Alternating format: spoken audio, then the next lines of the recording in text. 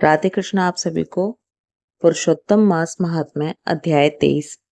दृढ़ धन्व राजा बोला, हे मुनियों में श्रेष्ठ, हे दीनों पर दया करने वाले, श्री पुरुषोत्तम मास में दीप दान का फल क्या है, ये सब भी कृपा करके बताइए। श्री नारायण बोले, राजा दृढ़धनवा के पूछने पर अत्यंत प्रसन्न मुनियों में श्रेष्ठ वाल्मीकि मुनि ने हंसते हुए उससे कहा, हे राजाओं में सिंह सदृश पराक्रम वाले, पापों का नाश करने वाली कथा को सुनिए, जिसके सुनने से 5 प्रकार के महान पाप नाश को प्राप्त हो जाते हैं। सौभाग्य नगर में चित्रबाहु नाम से प्रसिद्ध बड़ा बुद्धिमान अत्यंत बलवान राजा था। वह क्षमाशील, समस्त धर्मों को जानने वाला, शील रूप और दया से युक्त, ब्राह्मणों का भक्त, भगवान का भक्त, कथा के सुनने में तत्पर, हमेशा अपनी स्त्री से प्रेम करने वाला, पशु पुत्र से युक्त, चतुरंगनी सेना से युक्त, ऐश्वर्य में कुबेर के समान था। उसकी चंद्रकला नाम की स्त्री 64 कला को जानने वाली, पतिव्रता, महान भाग्यवती, भगवान की भक्ति को करने वाली थी। उसके साथ युवा चित्रबाहु राजा पृथ्वी का भोग करने लगा। बिना श्री कृष्ण के दूसरे देवता को नहीं जानता था। एक दिन पृथ्वीपति राजा चित्रबाहु ने दूर से ही आए हुए मुनियों में श्रेष्ठ अगस्त्य मुनि को देखकर पृथ्वी में दंडवत प्रणाम कर उनकी विधि पूर्वक पूजा की और भक्ति से आसन देकर मुनि श्रेष्ठ के सामने बैठ गया। विनय से नम्र होकर मुनि श्रेष्ठ से कहा, आज मेरा जन्म सफल हुआ, आज मेरा दिन सफल हुआ, आज मेरा राज्य सफल हुआ, आज मेरा घर सफल हुआ, जो आप श्री कृष्ण चंद्र के सेवक आज मेरे घर आए हैं। आपसे देखा गया है मैं ताप पुंजश से मुक्त हो गया। आपको हाथी घोड़े रथ से युक्त समस्त राज्य समर्पण किया। हे मुनि श्रेष्ठ, आप वैष्णव हो, आपके लिए कोई भी अदेय वस्तु नहीं है। वैष्णव को थोड़ा भी दिया हुआ मेरू पर्वत के समान होता है। जो कौड़ी के बराबर शाक या उत्तम अन्न जिस दिन वैष्णव ब्राह्मण को नहीं देता है, वह दिन उसका विफल है, ऐसा वेद के जानने वालों ने कहा है। जो कोई द्विजाति विष्णु भक्त हो, वे सब पूज्य हैं। उनका वाणी मन कर्म से सत्कार करना चाहिए। ऐसा मुझसे गर्ग गौतम सुमंतु ऋषि ने कहा है।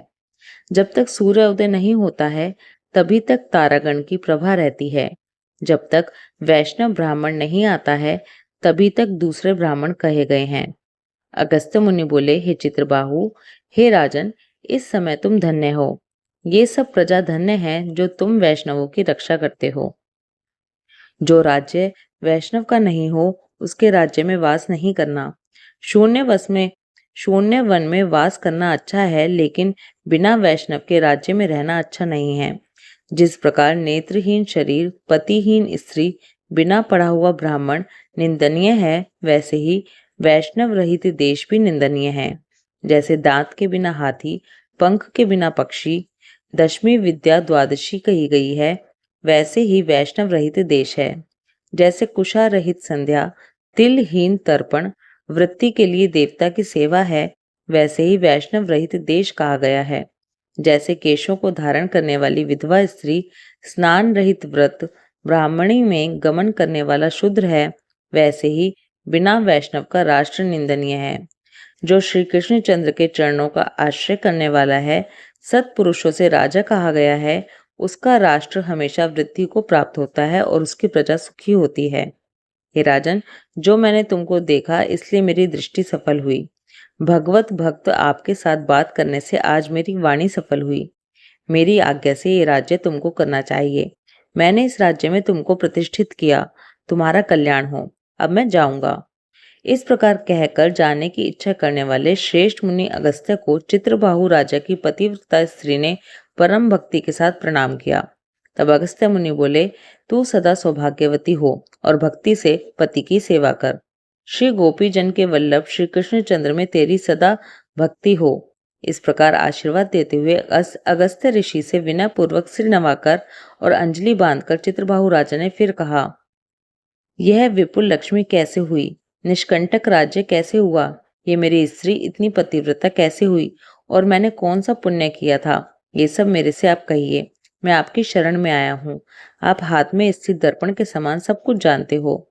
इस प्रकार राजा चित्रबाहु के कहने पर मुनि श्रेष्ठ अगस्त्य एकाग्रचित होकर राजश्रेष्ठ चित्रबाहु से बोले, मैंने तुम्हारे पहले जन्म का चरित्र देख लिया है।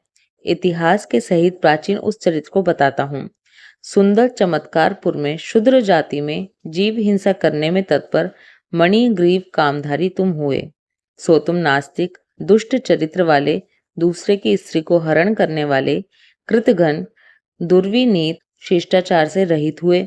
और तुम्हारी ये जो स्त्री है, ये भी पूर्व जन्म में भी स्त्री थी। एक कर्म, मन और वचन से पति सेवा में परायण थी। पतिव्रता, महाभागा, धर्म में प्रेम करने वाली, मनस्विनी। इसने कभी भी तुम्हारे विषय में दुष्ट भाव नहीं किया। पाप कर्म को करने वाले तुम्हारा जाति और बांधवों ने त्याग कर दिया और क्रुद्ध होकर राजा ने सब उत्तम धन ले लिया। फिर उस समय बचा हुआ जो कुछ अवशेष धन था उसको जाति वालों ने भी ले लिया। तब उस समय धन के चले जाने से तुमको धन की भारी इच्छा हुई, लेकिन धन के नाश होने पर भी मन मलिन होकर इस प्रतिव्रता स्त्री ने तुम्हारा त्याग नहीं किया। इस प्रकार सब लोगों से तिरस्कृत होने पर तुम निर्जन वन को चले गए। वन में जाकर अनेक पशुओं को मारकर अपनी आत्मा का रक्षण किया। इस प्रकार स्त्री के सहित जीवन निर्वाह करते हुए धनुष को उठाकर मणिग्रीव मृग के मांस को खाने की इच्छा से बहुत से सर्प और मृग से भरे हुए वन को गए। उस मनुष्य रहित वन के मध्य मार्ग में उग्रदेव नाम के महामुनि दिशा ज्ञान के नष्ट हो जाने से व्याकुल हो गए। मध्याह्न के समय तृषा से अत्यंत पीड़ित हो वो वहां गिरकर मरने को तैयार हो गए। उस समय रास्ते को भूले हुए उस दुखित ब्राह्मण को देखकर तुमको दया आई। उस ब्राह्मण को उठाकर और उसको साथ लेकर तुम अपने आश्रम को गए। उस दुखित ब्राह्मण की तुम दोनों स्त्री पुरुष ने सेवा की। एक मुहूर्त के बाद जब उस समय महायोगी उग्रदेव को चैतन्यता आई, वो आश्चर्य करने लगे कि मैं वहां था और यहाँ कैसे आ गया। उस वन के बीच से मुझे यहाँ कौन लाया। मणिग्रीव ने उस ब्राह्मण से कहा कि ये सुंदर तालाब है, इसमें कमलिनी के पुष्प से सुगंधित शीतल जल है। हे ब्राह्मण, उस शीतल जल में स्नान करके मध्याह्न की क्रिया करके फलाहार करें और सुंदर शीतल जल का पान करें। इस समय मैंने रक्षा की है, आप सुख से विश्राम करें। हे मुनिश्रेष्ठ, आप उठिए और कृपा करने के योग्य हैं। उस समय उरुदेव ब्राह्मण श्रम रहित सावधान हो मणिग्रीव का वचन सुनकर तृषा से व्याकुल हो उठा। मणिग्रीव की भुजा पकड़ पकड़कर वट वृक्ष से शोभित तालाब के तट पर जाकर बैठ गए। वट की छाया में बैठकर क्षण मात्र विश्राम कर स्नान और नित्य कर्म कर वासुदेव भगवान का पूजन किया।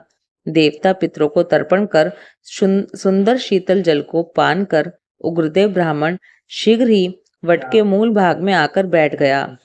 पत्नी सहित मणिग्रीव ने मुनि श्रेष्ठ उग्रदेव को नमस्कार किया और अतिथि सत्कार करने की इच्छा से विनय युक्त वाणी से बोला। मणिग्रीव बोला, हे ब्राह्मण, आज मुझको तारने के लिए आप मेरे आश्रम को आए। आपके दर्शन से मेरे पाप नष्ट हो गए। इस प्रकार उस ब्राह्मण से कहकर प्रसन्न मणिग्रीव स्त्री से बोला, जो जो स्वादिष्ट पके हुए फल हैं, उन आम के फलों को तुम जल्दी लाओ, विलंब मत करो, और जो कुछ कंद आदि हो उनको भी ले आओ। इस प्रकार अपने पति की आज्ञा को सुनकर उस स्त्री ने जल्दी से फल और कंद आदि को लाकर ब्राह्मण को दिए। मणिग्रीव फिर मुनिश्रेष्ठ से बोला कि हे ब्राह्मण, इन फलों को ग्रहण कीजिए और मुझ स्त्री और पुरुष पर कृपा कीजिए। उग्रदेव बोला कि मैं तुमको नहीं जानता, तुम कौन हो वो मुझे बताओ, क्योंकि विद्वान ब्राह्मण को चाहिए कि अपरिचित का भोजन नहीं करे। मणिग्रीव बोला, मैं मणिग्रीव नामक शूद्र जाति का स्वजनों से, जाति वालों से और अपने बंधुओं से त्यागा हुआ हूँ। इस प्रकार शूद्र के वचन को सुनकर प्रसन्न आत्मा उग्रदेव ने फलों को खाया और बाद में जल को पिया। ब्राह्मण को सुख से बैठे देखकर मणिग्रीव उग्रदेव ब्राह्मण के पैरों को अपनी गोद में लेकर उन्हें दबाता हुआ फिर उनसे बोला कि हे मुनिश्रेष्ठ, आप कहाँ जाएंगे? इस निर्जन जल रहित हिंसक जंतुओं से भरे दुष्ट वन में आप कहाँ से आ गए? उग्रदेव बोला, मैं ब्राह्मण हूँ, प्रयाग जाना चाहता हूँ। इस समय रास्ता न जानने के कारण भयंकर वन में चला आया हूँ। उस जगह थकावट और प्यास के कारण कुछ पलों में ही मैं मरने को हो गया था, लेकिन तुमने मुझे प्राण दिए। बोलो, मैं तुमको क्या दूं? तुम दोनों स्त्री पुरुष ने किस दुख के कारण इस वन में आश्रय लिया है? उस दुख को मुझे बताओ, मैं उस दुख को जरूर दूर करूंगा। पुरुषोत्तम मास महात्म्य अध्याय 23 समाप्त। ओम नमो भगवते वासुदेवाय। राधे कृष्णा।